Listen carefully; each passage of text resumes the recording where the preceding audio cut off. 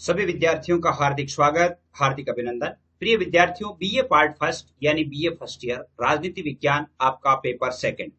Paper second में आपके पाठ्यक्रम में है लोकमान्य बाल गंगाधर तिलक।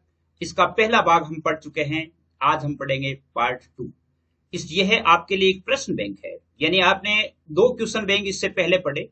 दो क्वेश्चन बैंक में आपके लगभग यानी दो क्वेश्चन बैंक में गोपाल कृष्ण गोखले तक आ गए थे, और गोपाल कृष्ण गोखले के बाद अब हम पढ़ेंगे आज जो है लोकमान्य बाल गंगाधर तिलक। थोड़ा इंपॉर्टेंट है, इसके लिए इसमें से हम एक पूरा क्वेश्चन बैंक तैयार करेंगे ताकि अपने लिए और अधिक बाल गंगाधर तिलक है वो अच्छा हो जाए। बहुत सारे विद्यार्थियों से थोड़ी सी बात करूंगा, आप जरूर सुनिएगा। बहुत सारे विद्यार्थी पूछते हैं कि सर ये हमारी यूनिवर्सिटी के लिए है कि नहीं है, प्राइवेट पढ़ने वालों के लिए है कि नहीं है, रेगुलर करने वालों के लिए है कि नहीं है। तो सबसे पहले मैं आपसे कहूंगा, भारत में आप कहीं भी पढ़ रहे हैं, सबसे पहले आपको टॉपिक देखना है कि आपके पाठ्यक्रम में बाल गंगाधर तिलक है कि नहीं है। अगर बाल गंगाधर तिलक है तो बाल गंगाधर तिलक के राजनीतिक विचार आपको पढ़ने हैं, इसलिए आप इस पाठ को आराम से पढ़ सकते हैं। आपको यूनिवर्सिटी पे नहीं जाना है, आपको टॉपिक पे जाना है। और आपसे एक बार और कह दूं कि हर एक स्टूडेंट को और अधिक संग्रह करने के लिए यानी अच्छे अंक बनाने के लिए यानी अलग अलग जो है बुक्स में से भी पढ़ना चाहिए। जैसे लोकमान्य बाल गंगाधर तिलक का आपने पहले अध्ययन कहीं किया है, हो सकता है इसमें जो मैं आपको पढ़ाऊंगा और अधिक अच्छा क्लियर हो जाएगा। अगले आप और जब पढ़ेंगे तो आप के बाल गंगाधर तिलक से संबंधित पूरी बातें हैं वो क्लियर हो जाएगी। तो आपको जहां कहीं भी है तो आपको पढ़ना चाहिए। अगर आपके टॉपिक है तो वो टॉपिक आपको पढ़ना है। आपको टॉपिक देखना है कि मेरा ये टॉपिक है कि नहीं है। अगर आपका ये टॉपिक है तो निश्चित रूप से आपको इसको पढ़ना है, और इसमें से जो प्रश्न बनते हैं वो प्रश्न आपके लिए अच्छे आपके लिए आ सकते हैं। आप उनसे मार्गदर्शन प्राप्त जरूर करेंगे। तो मैं समझता हूं कि ये वीडियोस जो मेरे वीडियोस है वो आपका अच्छा मार्गदर्शन कर रहे हैं। इससे पहले जितने भी वीडियो है वो सारे के सारे आपको प्ले लिस्ट में मिल जाएंगे। आपको क्या करना है, अपने चैनल को सर्च करना है। चैनल को सर्च कैसे करोगे, यानी CCA/DR लेक्चरर। जब ये आप चैनल सर्च करेंगे, इस चैनल को सर्च करेंगे तो चैनल को सर्च करने में चैनल आ गया, उसके बाद आप प्ले लिस्ट में जाएंगे। अब प्ले लिस्ट में जाते ही आपको सब कुछ मालूम हो जाएगा कि प्रत्येक सब्जेक्ट की लिस्ट बनी हुई है। पॉलिटिकल की अलग बनी हुई है, हिंदी लिटरेचर की अलग बनी हुई है, हिस्ट्री की अलग बनी हुई है, जनरल इंग्लिश की अलग बनी हुई है, जनरल हिंदी की अलग बनी हुई है, और भी विषय उसमें जुड़ते रहेंगे। जैसे अगले साल ज्योग्राफी भी जुड़ जाएगा। तो आप वहां जाएं, प्ले लिस्ट में जाकर के आप प्रत्येक का अध्ययन करें। इसके अलावा मैं आपको अभी टेलीग्राम के लिंक भी बता दूंगा ताकि उस पर भी आप ऐड हो सकते हैं। तो आइए आज के पाठ को पढ़ते हैं और देखते हैं आज के ये कितने प्रश्न कैसे हैं। सबसे पहले आप देखिए छोटे प्रश्न जो आपके आते हैं, तिलक ने कौन कौन से पत्रों का प्रकाशन किया, और वो पत्र है वो उन्होंने अपने मित्र आगरकर के साथ मिलकर के दो साप्ताहिक पत्रों का प्रकाशन किया, एक तो केसरी का और एक मराठा का। केसरी मराठी भाषा में था, मराठा अंग्रेजी भाषा में था। ये बहुत इंपॉर्टेंट प्रश्न है कंपटीशन के लिए भी। दूसरा प्रश्न है, इसमें बड़े प्रश्न और छोटे प्रश्न, यानी जैसे बड़े आपके 20-20 अंकों वाले प्रश्न भी है और 5-5 अंकों वाले भी है, 2-2 अंकों वाले भी है। तीनों प्रकार के प्रश्न है, इसीलिए इसमें थोड़ा केवल एक ही पार्ट को लिया है। तो तिलक द्वारा रचित सबसे प्रमुख पुस्तकों के नाम लिखिए। एक दी ओरियन, एक अन्वेषणात्मक ग्रंथ है ये, वैदिक क्रोनोलॉजी एंड वेदांग ज्योतिष, गीता रहस्य और the Arctic home of the Vedas. ये चारों पुस्तकें उन्होंने लिखी थी। ये आप अच्छी तरह से याद कर लें क्योंकि पेपर में पूछा जा सकता है। तिलक को कोरा हिंदू राष्ट्रवादी और मुस्लिम विरोधी किन व्यक्तियों द्वारा कहा गया? कौन से व्यक्ति थे जिन्होंने तिलक को कोरा हिंदू राष्ट्रवादी और मुस्लिम विरोधी कहा? डॉक्टर जकारिया, और एक अंग्रेजी इतिहासकार थे पावेल प्राइस, और एक रजनी पामदत्त और वैलेंटाइन शिरोल। इन्होंने यानी तिलक को कोरा हिंदू राष्ट्रवादी कहा था और मुस्लिम विरोधी कहा था। ये ध्यान रखिए, इंपॉर्टेंट प्रश्न है। तिलक के पुनरुत्थानवादी राष्ट्रवाद का क्या आशय है? ये बहुत इंपॉर्टेंट है, कई बार प्रश्न पूछा जाता है। तो इसका आशय यह है कि भारत की प्राचीन परंपराओं और प्राचीन गौरव के आधार पर स्वस्थ राष्ट्रवाद की स्थापना का प्रयत्न ही पुनरुत्थानवादी राष्ट्रवाद है। प्राचीन परंपराओं को साथ मिलाकर के प्राचीन परंपराओं में से जो अच्छी परंपराएं हैं उन परंपराओं को पुनर्जीवित करना एक पुनरुत्थानवादी राष्ट्रवाद है। इसे सांस्कृतिक राष्ट्रवाद भी कहा जाता है। तो इसमें पुनरुत्थानवादी राष्ट्रवाद कहो चाहे सांस्कृतिक राष्ट्रवाद कहो, दोनों में से कोई भी आ सकता है। अगर चैनल पसंद आता है तो सब्सक्राइब जरूर कीजिएगा, ताकि जब भी वीडियो अपलोड होता है तो आपके पास नोटिफिकेशन आ जाए। क्योंकि अपना जो संबंध है वो केवल बीए फर्स्ट ईयर से नहीं है, बीए सेकेंड ईयर भी पढ़ेंगे, फाइनल भी पढ़ेंगे, आगे कंपटीशन की तैयारी भी करेंगे। पांचवा प्रश्न है, स्वराज्य से तिलक का क्या आशय है? स्वराज्य से तिलक का क्या मतलब है? स्वराज्य से तिलक का आशय था ब्रिटिश साम्राज्य के अंतर्गत स्वराज्य। ब्रिटिश साम्राज्य के अंतर्गत स्वराज्य यानी भारत ब्रिटिश साम्राज्य का अंग बना रहे, लेकिन भारत के आंतरिक मामलों का संचालन और प्रबंध है वो भारतीयों के हाथ में हो। कहने का अर्थ है कि हाँ, अंग्रेज अगर राज कर रहे हैं अच्छी बात है, लेकिन भारत के जो आंतरिक मामले हैं, भारत के सामाजिक, राजनीतिक, आर्थिक जो मामले हैं, इन मामलों में भारत के लोग ही उनका संचालन करें, ये उनकी इच्छा थी। यानी भारत के ब्रिटिश राज्य में वो अपना एक स्वराज्य मानते थे। छठा प्रश्न, ये बड़ा प्रश्न आ जाता है, तिलक के राजनीतिक चिंतन की प्रमुख बातें कौन कौन सी है? तिलक के राजनीतिक चिंतन की प्रमुख बातें, सबसे पहले है उनका एक ही तत्व है, भारत के स्वराज्य की प्राप्ति। क्या है? भारत के लिए स्वराज्य की प्राप्ति। और दूसरी अन्य बातें हैं जैसे सांस्कृतिक राष्ट्रवाद में विश्वास, अंग्रेजों की न्यायप्रियता और उदारवादी राष्ट्रवाद में अविश्वास। यानी उनका विश्वास नहीं था। गोखले का आता है तो यहाँ गोखले क्या करता है? गोखले विश्वास करता है, लेकिन ये विश्वास नहीं करते। लोकतांत्रिक स्वराज्य के प्रतिपादक और जनमत, जनशक्ति और जनसंपर्क और प्रेस की स्वतंत्रता में विश्वास, ये उनके प्रमुख विचार है। अगर आप जैसे इस प्रकार लिखेंगे तो भी आपके यानी इनसे संबंधित प्रश्न आने ही है। सातवां प्रश्न है कि तिलक के शिक्षा संबंधी विचारों की प्रमुख बातें। तिलक शिक्षा के संबंध में क्या क्या बातें चाहते थे? वो चाहते थे राष्ट्रीय शिक्षा। राष्ट्रीय शिक्षा के बारे में उनका पाठ्यक्रम क्या था? उनका पाठ्यक्रम था औद्योगिक और तकनीकी शिक्षा पाठ्यक्रम का अंग बने। धार्मिक शिक्षा पर बल दिया। शिक्षा का माध्यम मातृभाषा हो। एक राष्ट्रभाषा और एक लिपि का समर्थन किया जाए। उन्होंने कहा कि राष्ट्रभाषा एक ही होनी चाहिए, उसकी एक लिपि होनी चाहिए, और यहाँ के नागरिकों को राजनीतिक शिक्षा दी जाए। ये पांच जो बातें हैं वो शिक्षा संबंधी महत्वपूर्ण बातें हैं। किसकी? बाल गंगाधर तिलक की। अगला प्रश्न बनता है, तिलक को भारतीय अशांति का जनक किसने कहा? भारतीय अशांति का जनक कहा था वैलेंटाइन शिरोल ने। उनकी पुस्तक है इंडियन अनरेस्ट। इंडियन अनरेस्ट जो है, भारतीय अशांति जो है, भारतीय अशांति है, उस अशांति के जनक जो है वैलेंटाइन शिरोल ने किसको कहा है? तिलक को कहा है।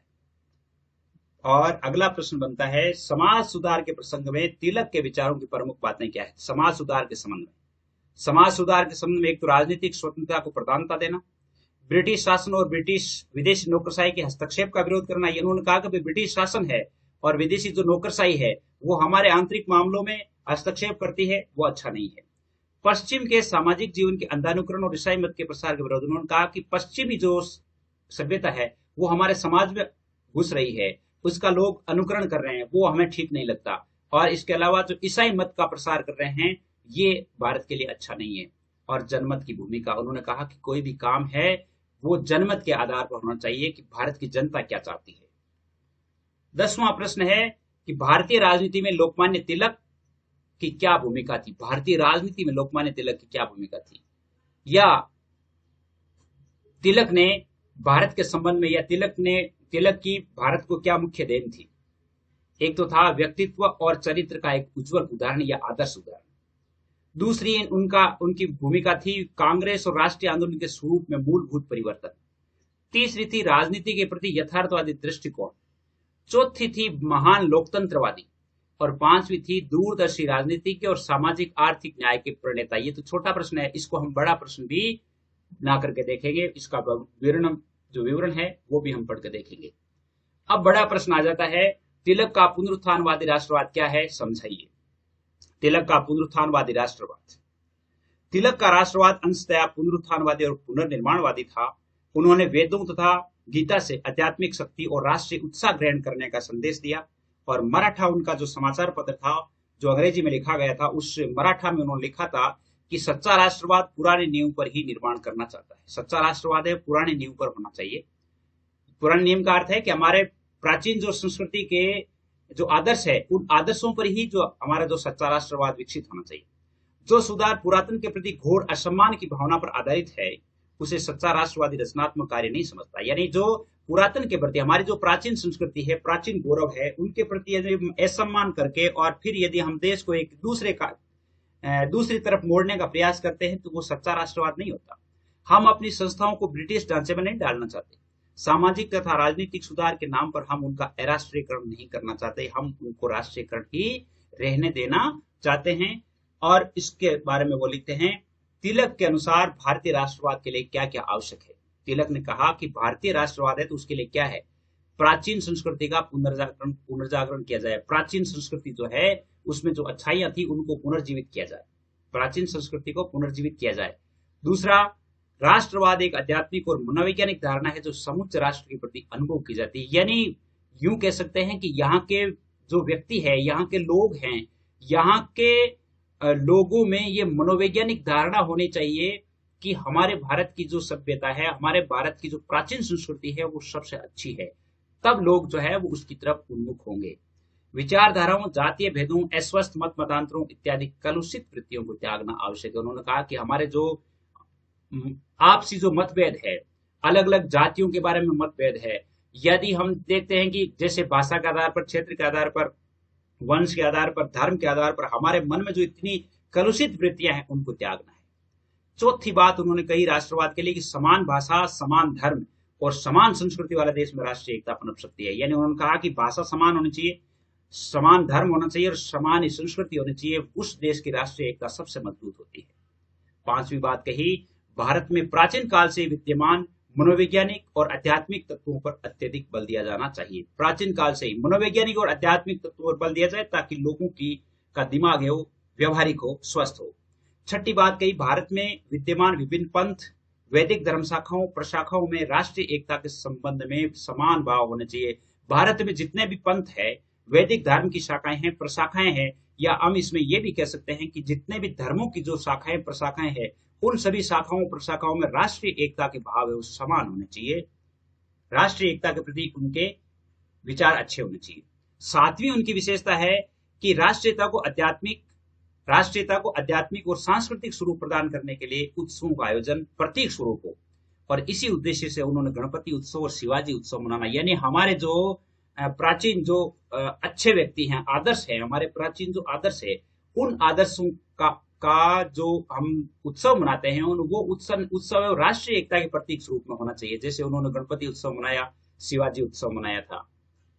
ये प्रश्न तो हो गया। 12वां प्रश्न है कि स्वराज्य से तिलक का क्या आशय है। इंपॉर्टेंट प्रश्न है, थोड़ा ध्यान से देखिएगा।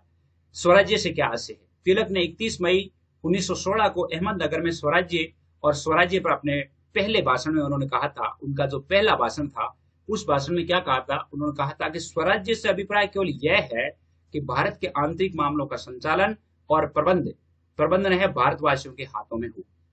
हम ब्रिटेन के राजा को, सम्राट को बनाए रखने में विश्वास करते हैं, लेकिन भारत के जो आंतरिक मामले हैं उनका संचालन और प्रबंधन है वो किसके हाथ में होना चाहिए, भारतवासियों के हाथ में होना चाहिए। उनके ये विचार उनके यथार्थवादी दृष्टिकोण का परिचय देते हैं। तिलक ने अपनी पूर्ण धारणा अर्थात पूर्ण स्वाधीनता की आकांक्षा का परित्याग नहीं किया था, वरन तत्कालीन परिस्थितियों को देखते हुए ब्रिटिश साम्राज्य के अंतर्गत स्वराज्य का व्यवहारिक रूप सुझाया था। उन्होंने कहा कि हाँ, वो पूर्ण स्वाधीनता चाहते थे, लेकिन उन्हें ये मालूम था कि वर्तमान समय में पूर्ण स्वाधीनता नहीं होकर के यदि हम यह काम कर लेते हैं कि आंतरिक मामलों में अगर अंग्रेज या अंग्रेजी सरकार अड़चने नहीं डालती है तो उस पर हमारी पकड़ हो जाएगी और फिर धीरे धीरे हम पूर्ण स्वाधीनता भी प्राप्त कर लेंगे। तो सबसे पहले ये उनका एक अच्छा सुझाव था। इसके अलावा वो कहते थे कि स्वराज्य के लिए क्या कहते थे कि तिलक स्वराज्य के साथ अपने देश के लिए ऐसी शासन व्यवस्था के पक्षधर थे जिसमें शासन के सभी अधिकारी और कर्मचारी जनता के प्रति सचेत हो। पहली बात उन्होंने कहा कि जनता है, जनहित में काम करने वाले कर्मचारी होने चाहिए। संक्षेप में आप इसको कह सकते हैं कि जनहित में काम करने वाले कर्मचारी होने चाहिए। दूसरी, कार्यपालिका के अधिकारी और कर्मचारी स्वयं को जनता के प्रति उत्तरदायी समझे। जितने भी जो कार्यपालिका अधिकारी, यूं कह सकते हैं कि राजनेता और इस सरकार में काम करने वाले जितने भी व्यक्ति है वो अपना कार्य जनता के प्रति उत्तरदायी समझे। और तीसरी बात उन्होंने कही थी कि अंतिम सत्ता वो जनता के हाथ में होनी चाहिए, यानी शक्ति जो है वो सारी शक्ति जनता के हाथ में होनी चाहिए। तिलक के लिए स्वराज्य मात्र विचार नहीं था, उनका धर्म, उनका जीवन, उनका प्राण था। स्वराज्य को केवल विचार नहीं था, वो स्वराज्य के लिए अपना धर्म मानते थे और उनके जीवन का प्राण था। यानी वो कहते थे कि प्राण निकल जाए लेकिन हमें स्वराज्य मिल जाए। तिलक के अनुसार स्वराज्य समस्त सामाजिक व्यवस्था का आधार और राष्ट्रीय प्रगति का मूल तत्व है। उन्होंने कहा कि सामाजिक व्यवस्था और हमारे राष्ट्रीय प्रगति हमें करनी है। राष्ट्र को अगर नेशनल को प्रोग्रेसिव बनाना है तो हमें स्वराज्य मिलना चाहिए। पांचवी उनकी बात है स्वराज्य के संबंध में कि देश में औद्योगिक प्रगति, राष्ट्रीय शिक्षा और सामाजिक सुधार स्वराज्य द्वारा ही संभव है। देश में अगर कोई जैसे इंडस्ट्रियल जितने भी है, औद्योगिक प्रगति करनी है, राष्ट्रीय शिक्षा के संबंध में सामाजिक सुधार है, तो वो अगर अब देश में खुद का शासन होगा तो ही संभव है, अन्यथा संभव नहीं है। तिलक जब अर्ध चेतना अवस्था में मृत्यु शैया पर पड़े थे तब भी उनके अंतिम शब्द क्या थे? यदि स्वराज्य नहीं मिला तो भारत में समृद्ध नहीं हो सकता। अगर भारत को स्वराज्य नहीं मिला तो समृद्ध नहीं हो सकता। और उन्होंने कहा कि मैं जिस स्वराज्य की मांग कर रहा हूं वह कल हिंदुओं के लिए, मुसलमानों के लिए अथवा किसी विशेष वर्ग के लिए नहीं होगा। भारत की पूरी जनता और भारतीय जनता की समस्याओं को हल करने के लिए एक औषधि होगी, और वो औषधि हमें मिल जाएगी तो भारत एक स्वस्थ देश होगा। और भारत स्वस्थ देश होगा तो भारत में किसी भी प्रकार की कोई अनबन नहीं होगी। तिलक के लिए प्रत्येक कार्य का लक्ष्य हो देश के लिए स्वराज्य ही था। तो ये स्वराज्य के बारे में विचार थे। अब जैसे मान लो प्रश्न आ जाता है कि राष्ट्रीय शिक्षा संबंधी तिलक के क्या विचार थे। हमने जैसे छोटे प्रश्न को अभी पढ़ा, अब हम यदि मान लो ये बड़ा प्रश्न आ जाता है तब हम क्या करें? तो शिक्षा को जन सामान्य के लिए सुलभ बनाया जाए। 4 लक्ष्य थे उनके। जन सामान्य के लिए सुलभ बनाया जाए जिससे निर्धन व्यक्ति भी शिक्षा से वंचित नहीं रहे। दूसरी बात, यह सुनिश्चित किया जाए कि शिक्षा भारतीयों और भारतीय उद्देश्यों को ध्यान में रखते हुए दी जानी चाहिए। शिक्षा जो है वो भारत के हित में दी जानी चाहिए। तीसरी बात है, शिक्षा व्यक्ति के व्यक्तित्व के विकास तथा उसके चरित्र निर्माण को सुदृढ़ बनाए, इस प्रकार की शिक्षा दी जानी चाहिए। चौथी बात उन्होंने कही थी कि शिक्षा के माध्यम से युवकों को इस प्रकार प्रशिक्षित किया जाए कि वे इस प्रकार प्रशिक्षित किया जाए कि वे केवल और केवल अपने देश के बारे में सोचें, अर्थात अपनी मातृभूमि के लिए सोचें। तिलक ने जो शिक्षा के लिए पाठ्यक्रम बताया था, क्या पाठ्यक्रम बताया था? पहला पाठ्यक्रम उन्होंने लिखा औद्योगिक और प्राविधिक शिक्षा पाठ्यक्रम का अंग होना चाहिए। देश के लोगों को औद्योगिक शिक्षा दी जानी चाहिए। औद्योगिक शिक्षा जिस देश में दी जाती है तो वहां के लोग भूखे नहीं मरते हैं, वहां के लोगों के लिए रोजगार के साधनों की कोई कमी नहीं होती। तिलक ने सदैव इस बात के लिए आग्रह किया कि पाठ्यक्रम में औद्योगिक शिक्षा और प्राविधिक शिक्षा को अवश्य ही स्थान दिया जाना चाहिए, जिससे शिक्षा है वो उनके जीविकोपार्जन का साधन बन जाए। धार्मिक शिक्षा पर भी बल दिया था। तिलक की राष्ट्रीय शिक्षा का दूसरा महत्वपूर्ण तत्व था धार्मिक शिक्षा, और तिलक धार्मिक शिक्षा पर बहुत जोर देते थे और कहा करते थे कि धार्मिक शिक्षा का अभाव ही इस बात का एकमात्र कारण है कि देश भर में ईसाई पादरियों का प्रभाव बढ़ गया है, और धार्मिक शिक्षा से भारतीयों में अनुशासन और अतीत के प्रति सम्मान के भावों का उदय होगा। तीसरी बात उन्होंने लिखी है कि शिक्षा का माध्यम मातृभाषा होनी चाहिए। उन्होंने कहा कि शिक्षा जो दी जाती है वो मदर लैंग्वेज में दी जानी चाहिए, यानी तिलक ने मातृभाषा के माध्यम से शिक्षा प्रदान करने की आवश्यकता पर बल दिया। और वो कहा करते थे, आज जो व्यक्ति अच्छी अंग्रेजी बोल लेता है वही शिक्षित माना जाता है, किंतु किसी भाषा का ज्ञान हो जाना यह सच्ची शिक्षा नहीं है। किसी भाषा का ज्ञान कर लेना यह सच्ची शिक्षा नहीं है। किसी विदेशी भाषा को सीखने के लिए ऐसी बाध्यता भारत के अतिरिक्त और किसी अन्य देश में नहीं है, क्योंकि एक भारत ही है जिसमें अंग्रेजी सीखने के लिए या किसी विदेशी भाषा को सीखने के लिए बाध्य किया जाता है, अन्य देश में नहीं है। तिलक ने अंग्रेजी की महत्ता को स्वीकार किया और उन्होंने कहा कि भाषा कोई भी बुरी नहीं होती, अर्थात हमें भाषा सीखनी चाहिए, लेकिन ऐसा नहीं हो कि हम अपनी मूल भाषा को भूल जाएं, अपने राष्ट्रभाषा को भूल जाएं। लेकिन उनका यही था कहना कि मातृभाषा को प्रधानता दी जानी चाहिए और उसके स्थान पर अंग्रेजी को गौण स्थान दिया जाना चाहिए, यानी अन्य भाषाएं जो है वो गौण होनी चाहिए। हाँ, उन्होंने कहा हमें ज्ञान होना चाहिए, लेकिन ये नहीं कि हमें मातृभाषा के स्थान पर उस भाषा को ले, ये नहीं होना चाहिए। चौथी बात है एक राष्ट्रभाषा और एक लिपि का समर्थन। देश की एकता को और लक्ष्य को प्राप्त करने के लिए एक राष्ट्रभाषा और एक लिपि का महत्वपूर्ण तत्व मानते थे। अतः वे पहले कांग्रेस नेता थे जिन्होंने देवनागरी लिपि में लिखी हिंदी को राष्ट्रभाषा मानने का सुझाव दिया। पहले नेता थे कांग्रेसी नेता जिन्होंने कहा कि लिपि तो देवनागरी होनी चाहिए और राष्ट्रभाषा हिंदी होनी चाहिए। राष्ट्रीय शिक्षा के अध्यापकों के लिए उनका संदेश था कि वे प्रतिभा और समर्पण की भावना को आदर्श मानकर चले और शिक्षा के माध्यम से भारत के प्राचीन आदर्शों को पुनर्जीवित करें। और इनकी अगली बात थी कि यहाँ के नागरिकों को राजनीतिक शिक्षा दी जाए। राजनीतिक शिक्षा, तिलक के अनुसार शिक्षा युवकों को देश की सेवा और स्वाधीनता के लिए समर्पित करने का माध्यम है। अतः उनके अनुसार राजनीतिक शिक्षा के पाठ्यक्रम का एक अनिवार्य अंग होनी चाहिए। वे राजनीतिक शिक्षा के माध्यम से युवकों को देश की परिस्थितियों से परिचित करवाना चाहते थे ताकि स्वाधीनता प्राप्ति का संकल्प उन लोगों में अच्छी तरह से जाग सके और स्वाधीनता प्राप्ति के लिए वे लोग आगे आ सके। इसलिए उन लोगों को पॉलिटिकल एजुकेशन जो है वो दी जाना जरूरी है। 14वां प्रश्न आपके बन जाता है कि लोकमान्य बाल गंगाधर तिलक के समाज सुधार संबंधी काम बताइए। समाज सुधार के बारे में उन्होंने क्या क्या काम दिए, समाज सुधार के लिए उन्होंने क्या क्या काम किए। तो सबसे पहला काम है कि समाज सुधार की तुलना में राजनीतिक स्वतंत्रता को प्राथमिकता दी। उन्होंने कहा कि समाज सुधार की तुलना में राजनीतिक स्वतंत्रता होनी चाहिए। कैसे? तिलक और आगरकर ये दोनों दोस्त थे और उनके बीच में एक मतभेद का सबसे बड़ा मुद्दा था समाज सुधार और राजनीतिक स्वतंत्रता। दोनों में से किसको प्राथमिकता दी जाए? आगरकर कहते थे कि समाज सुधार किया जाए, जबकि तिलक कहते थे कि सबसे प्रमुख समस्या देश की स्वतंत्रता की है, इसलिए समस्त देश को राजनीतिक शक्ति से या राजनीतिक स्वतंत्रता का वातावरण बनाना चाहिए, और राजनीतिक स्वतंत्रता का वातावरण बन जाएगा तो लोग शिक्षित और समाजों में सुधार अपने आप हो जाएंगे, ऐसा उन्होंने कहा। दूसरी बात थी समाज सुधार कार्य ब्रिटिश शासन और विदेशी नौकरशाही के हस्तक्षेप में विरोध। उन्होंने कहा कि समाज सुधार से संबंधित यानी ब्रिटिश शासन और विदेशी नौकरशाही जो हमारे समाज के कार्यों में जो हस्तक्षेप करती है वो उन्हें कतई स्वीकार नहीं था। तिलक का कहना था कि यदि ब्रिटिश शासन और नौकरशाही को सामाजिक जीवन में हस्तक्षेप करने दिया गया तो इससे ब्रिटिश शासन की शक्ति का प्रसार होगा, और स्वतंत्रता प्रेमी तिलक इस स्थिति को अच्छी तरह से तिलक जानते थे कि अगर हम इस प्रकार दे देंगे, इसकी शक्ति दे देंगे तो हमारे भारत की स्थिति बिगड़ जाएगी और याचक प्रवृत्ति से स्वराज्य की नैतिक और बौद्धिक नींव कमजोर हो जाएगी। तिलक बाल विवाह के विरुद्ध थे, किंतु ये नहीं चाहते थे कि बाल विवाह को बंद करने के लिए विदेशी नौकरशाही कानून ना। वो कहते थे कि बाल विवाह नहीं होना चाहिए, लेकिन बाल विवाह रोकने के लिए विदेशी नौकरशाही कानून नहीं बनाए, कानून भारत के लोग बनाए। समाज सुधार के लिए वो आवश्यक कानून निर्माण के विरुद्ध नहीं थे, लेकिन वो ये कहते थे कि कोई विदेशी शासन द्वारा इस क्षेत्र में हस्तक्षेप किया जाता है तो वो ठीक नहीं है। समाज सुधार से संबंधित कानून बनाए, अपने देश के लोग बनाए, ये उनका विचार था।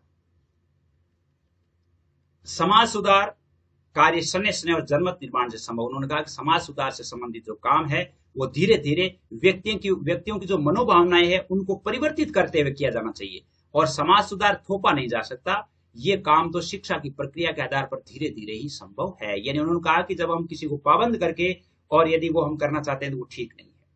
चौथी उन्होंने बात की पश्चिम के सामाजिक जीवन और उसके अंधानुकरण और ईसाईयत के प्रसार का विरोध। उन्होंने कहा कि पश्चिमी जीवन का जो हम अंधानुकरण कर रहे हैं, उनके अनुसार चल रहे हैं, और अपने भारत में जो ईसाईयत का प्रसार हो रहा है वो भारतीय संस्कृति के लिए घातक है। तिलक के अनुसार ईसाई लोग सामाजिक कार्यों की आड़ में कुटिल तरीकों से धर्म परिवर्तन का खेल कर रहे हैं, अर्थात कितने ही लोगों को वे लोग क्या करते हैं, यानी धर्म परिवर्तित करा के और ईसाई बना रहे हैं। 1889 में अमेरिका से लौटते ही उन्होंने रमाबाई ने जब पहले बंबई में और उसके बाद पूना में विधवा आश्रम खोला था, शारदा सदन खोला था, तब तिलक ने अमेरिका की वित्तीय सहायता से खोले गए विधवा आश्रम का विरोध किया था। उन्होंने कहा कि ये जो विदेशी पैसों से जो आपने विधवा आश्रम खोला है ये मुझे पसंद नहीं है। वे न तो शिक्षा के प्रसार के विरुद्ध थे और न ही विधवा उद्धार के विरुद्ध थे, और वो चाहते थे कि ये जो विदेशी संस्थाएं हैं उनके पैसों से अर्थात उनके माध्यम से यदि हमारे भारत में इस प्रकार की संस्थाएं विकसित होगी तो उसमें भारत का उद्धार नहीं होगा, दूसरे देश का उद्धार होगा। अपने आप को लौकिक विषयों की शिक्षा देने तक ही सीमित रखें। हिंदू महिलाओं को प्रलोभन के आधार पर ईसाई बनाने का प्रयत्न नहीं करें, उन्होंने ये कहा था। उन्होंने दलित वर्ग संघ के कार्य में भी सहयोग देने का वचन दिया, और इस संगठन के मार्च 1918 में जो बंबई में एक अधिवेशन हुआ था, और उस अधिवेशन में क्या कहा था उन्होंने, दलित संघ का जो अधिवेशन हुआ था उस अधिवेशन में कहा कि सभी भारतवासी एक ही मातृभूमि की संतान है, और अस्पृश्यता को किसी भी नैतिक या आध्यात्मिक आधार पर उचित नहीं ठहराया जा सकता। उन्होंने कहा कि ये जो अस्पृश्यता है अर्थात छुआछूत है, ये किसी भी आधार पर ठीक नहीं है, और इस छुआछूत का अस्पृश्यता का अंत होना चाहिए। और वो गरज कर बोले, यदि ईश्वर भी अस्पृश्यता को सहन कर लेंगे तो मैं ऐसे ईश्वर को कतई नहीं मान्यता दूंगा। यानी अगर ईश्वर भी इस प्रकार की छुआछूत का में विश्वास रखते हैं तो मैं इस प्रकार के ईश्वर को भी नहीं मानूंगा। बहुत ही जबरदस्त उन्होंने कहा था। अब समाज सुधार के संबंध में उन्होंने कुछ प्रस्ताव दिए थे। वो प्रस्ताव थे, एक तो लड़कों के विवाह की न्यूनतम आयु 20 वर्ष और लड़कियों के विवाह की आयु 16 वर्ष, ये उन्होंने बताई थी। इसके अलावा 40 वर्ष से अधिक आयु के व्यक्तियों को विवाह नहीं करना है, यदि वे विवाह करना चाहते हैं तो विधवा से करना है। विवाह उत्सव पर मद्यपान बंद कर दिया जाए, विवाह उत्सव होता है तो उस पर शराब वगैरह नहीं पी जाए। दहेज का चलन रोक दिया जाए, दहेज प्रथा नहीं की जाए, और विधवाओं को विधवा विवाह का विरोध नहीं किया जाए, यानी विधवा विवाह का विरोध नहीं किया जाए, अर्थात विधवा विवाह को मान्यता दी जाए। अस्पृश्यता का उन्मूलन किया जाए, अर्थात छुआछूत नहीं रहे। जनता में शिक्षा का अधिकाधिक प्रसार किया जाए, शिक्षा में धार्मिक शिक्षा को सम्मिलित किया जाए, और प्रत्येक समाज सुधारक अपनी मासिक आय का 1/10 भाग सार्वजनिक काम में खर्च करे। ये उनका सामाजिक सुधार के लिए उनका जो दिया गया वचन था। अब इसके अलावा अब ये प्रश्न आ सकता है कि गोपाल कृष्ण गोखले और लोकमान्य बाल गंगाधर तिलक के राजनीतिक विचारों में क्या भेद था। सबसे पहले हम समानताएं देख लेते हैं। या इससे आ सकता है कि लोकमान्य बाल गंगाधर तिलक और गोपाल कृष्ण गोखले के विचारों का तुलनात्मक अध्ययन कीजिए, तब हमें समानताएं देखनी है और असमानताएं देखनी है। समानताएं क्या है? तिलक और गोखले दोनों समकालीन थे, दोनों का जन्म महाराष्ट्र के कोंकण क्षेत्र में हुआ और एक ही जिले में और एक ही जाति में हुआ। ये एक समानता थी होगी। दूसरी समानता दोनों में क्या थी? दोनों में दूसरी समानता, दोनों का कार्य क्षेत्र पूना और बाद में बंबई था। दोनों ने शिक्षक के रूप में अपना काम आरंभ किया। ठीक। तीसरी उनकी समानता थी, दोनों दक्षिण शिक्षा समाज के आजीवन सदस्य बन गए। इस प्रकार दोनों ने एक ही मन से अपना सार्वजनिक जीवन में प्रवेश किया। दोनों जो है दक्षिण शिक्षा समाज से ही प्रवेश किया उन्होंने सार्वजनिक जीवन में और आजीवन रहे। चौथी उनकी बात है कि दोनों ही भारतीय राष्ट्रीय कांग्रेस के आजीवन सदस्य रहे और दोनों को इस संगठन में महत्वपूर्ण स्थितियां प्राप्त थी। सबसे बड़ी समानता यह थी कि दोनों ने राष्ट्र की सेवा में अपना संपूर्ण जीवन अर्पित कर दिया था। अब हम असमानताएं देखते हैं कि असमानताएं कौन सी थी।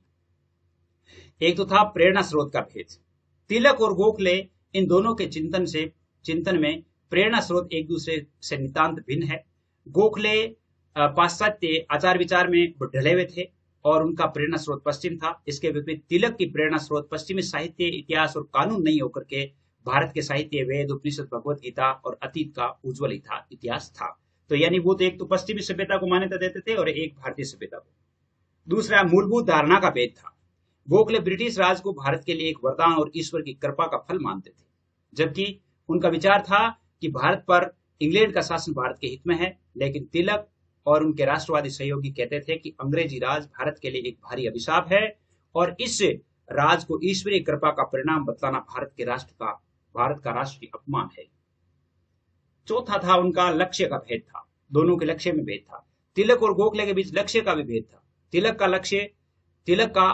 लक्ष्य जो आदर्श देश के लिए पूर्ण स्वतंत्रता प्राप्त करना था, स्वराज्य, और अंतिम उनका जो है स्वराज्य था।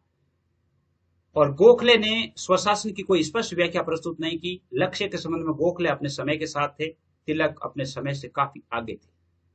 समय के साथ थे, जैसे मान लो जैसा मिल रहा है उसी हिसाब से तो वो काम निकाल रहे थे। लेकिन तिलक जो है उन्होंने जो समय था उसका विरोध भी किया था। तभी उन्होंने कहा था स्वराज्य हमारा जन्मसिद्ध अधिकार है, मैं इसे लेकर रहूंगा। पांचवी बात थी साधनों का भेद था। लक्ष्य की तुलना में तिलक और गोखले के साधनों में भी अधिक भेद था।